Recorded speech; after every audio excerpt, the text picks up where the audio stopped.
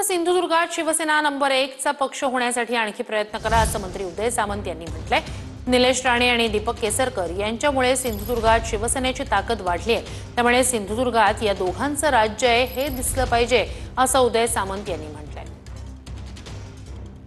की आज आपल्याला पुढच्या 4 महिन्यामध्ये शिवसेना हीच सिंधुदुर्ग जिल्ह्यामध्ये 1 नंबरला आहे अशा पद्धतीचं काम केलं पाहिजे।